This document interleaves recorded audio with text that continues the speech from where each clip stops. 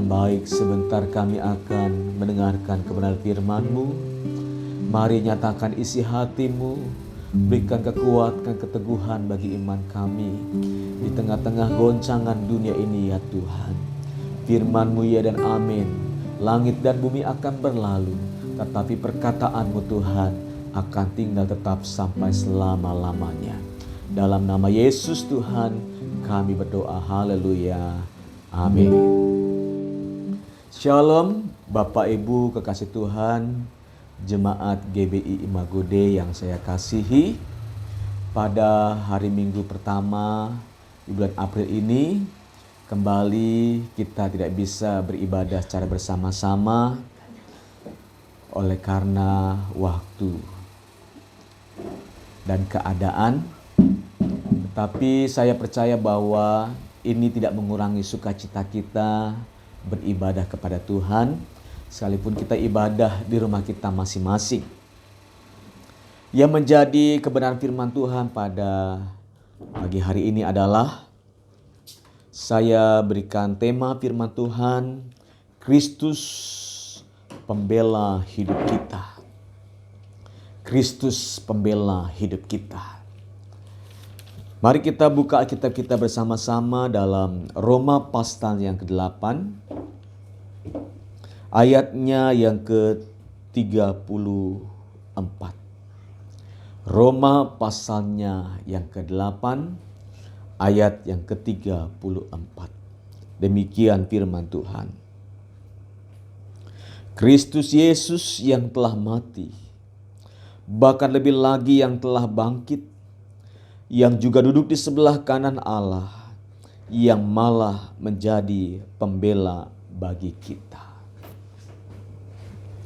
Bapak Ibu kekasih Tuhan, pernyataan daripada Rasul Paulus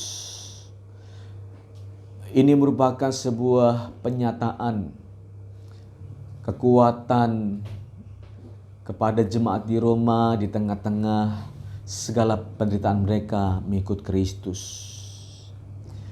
Orang-orang percaya di Roma yang adalah mayoritas pada waktu itu mendapatkan tekanan demi tekanan, bahkan mengancam nyawa mereka.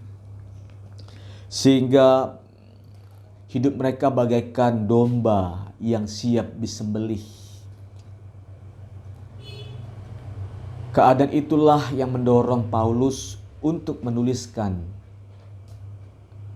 suratnya kepada jemaat di Roma, dan saya mengutip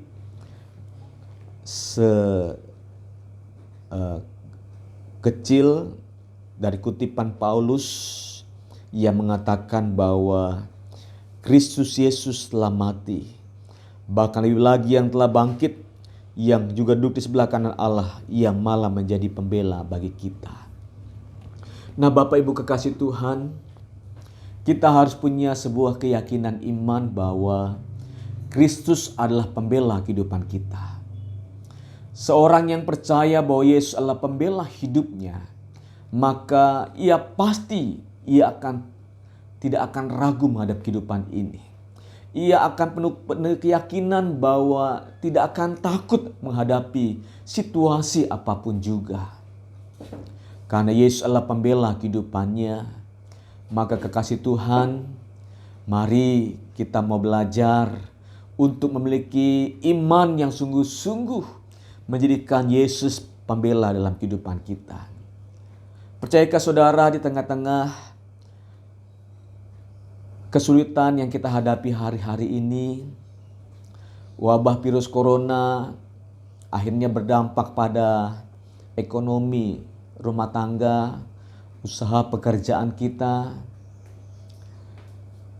dan akhirnya mungkin di antara kita pun mengalami yang namanya stres. Kita mulai merasa takut, khawatir bagaimana mencukupi kebutuhan untuk sehari-hari, bahkan minggu atau bulan-bulan ke depan. Bapak Ibu kekasih Tuhan, percayalah, di tengah-tengah badai apapun juga, engkau tidak pernah seorang diri. Engkau punya Tuhan yang selalu menyertai kehidupanmu, yang akan pasti membela kehidupanmu. Apa yang menjadi keyakinan kita? Bahwa Tuhan pasti akan membela kehidupan kita. Dalam kalimat tadi dikatakan bahwa Kristus Yesus yang telah mati. Kematian Kristus adalah bukti bahwa Ia pasti akan membela kehidupan kita. Karena kekasih Tuhan, masalah yang terbesar dalam kehidupan manusia sebenarnya bukan virus corona. Masalah terbesar dalam kehidupan manusia sebenarnya bukan krisis ekonomi. Masalah terbesar dalam kehidupan manusia bukan karena dagangan kita, toko kita, usaha kita mengalami kebangkrutan. Tetapi masalah terbesar dalam kehidupan manusia adalah dosa. Karena dosa adalah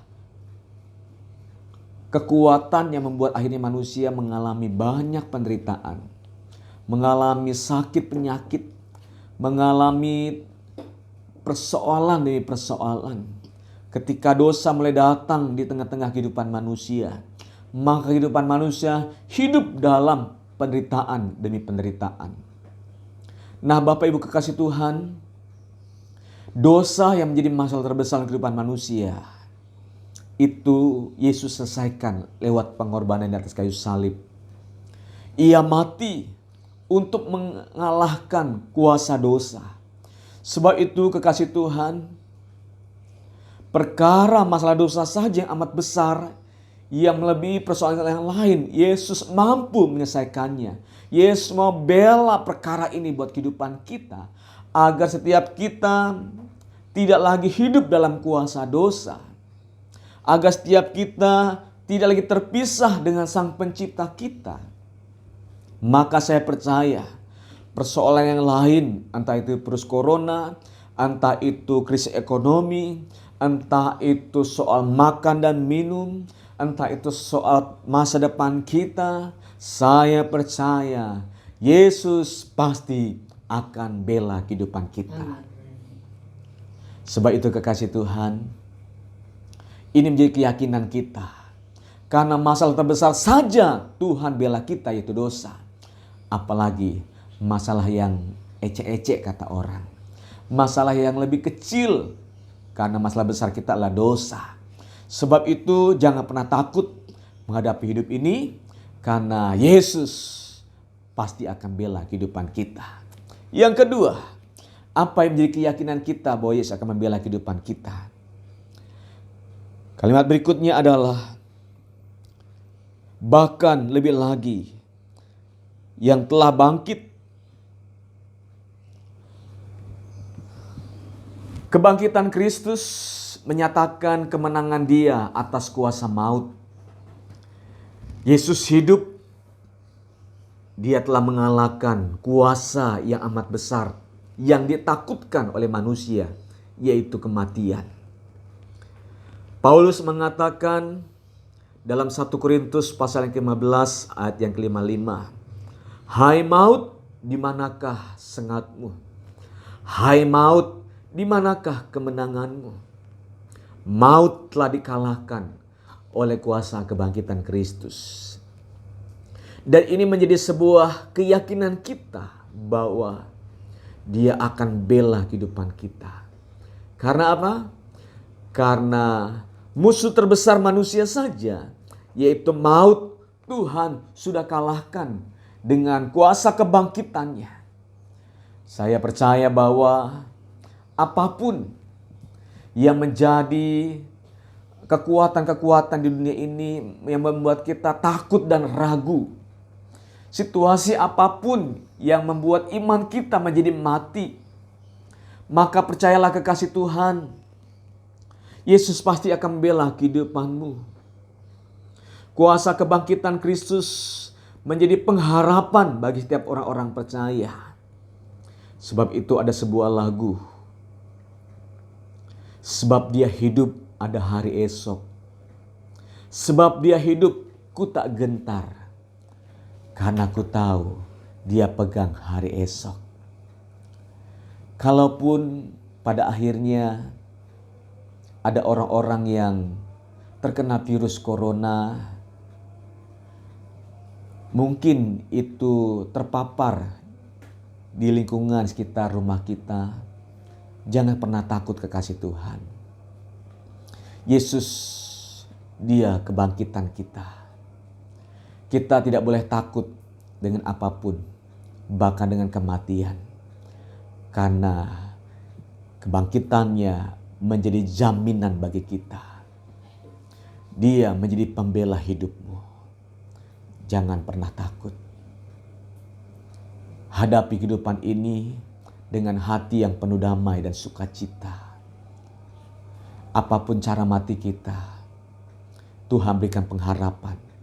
Karena kematian sudah dikalahkan oleh kuasa kebangkitan Kristus. Yang ketiga, kita yakin bahwa Yesus akan membela kehidupan kita. Dalam kalimat yang terakhir dikatakan, yang duduk di sebelah kanan Allah, yang malah menjadi pembela bagi kita. Bapak Ibu kasih Tuhan, Tuhan kita Yesus Kristus bukan nabi biasa. Orang menganggapnya dia manusia biasa. Orang menganggapnya dia sama seperti nabi-nabi yang lain. Tetapi Alkitab menegaskan bahwa ia yang telah mati dan bangkit, ia naik ke sorga. Karena memang di sanalah ia berasal. Di sanalah ia kembali ke tempat yang semula, di singgasananya, yaitu kerajaan Bapa yang mulia. Apa artinya ketika ia naik ke sorga? Artinya bahwa Yesus Kristus, dia adalah benar-benar Tuhan. Ketika ia naik ke sorga, maka Bapa memberikan ia kembali kuasa atas sorga dan bumi. Yesus adalah Tuhan atas segala-galanya. Itu sebabnya kekasih Tuhan, kita percaya bahwa ketika Yesus telah naik ke sorga, dia menjadi pembela dalam kehidupan kita. Sekarang ia menjadi pengantara antara kita dengan Bapa di sorga.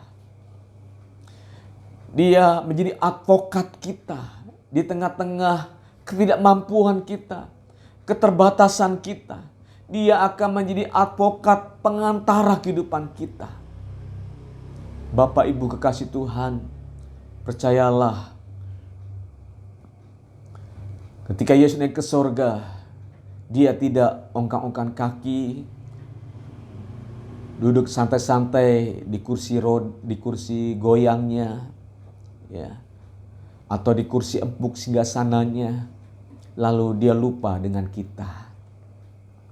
Tuhan Yesus tidak seperti para anggota-anggota legislatif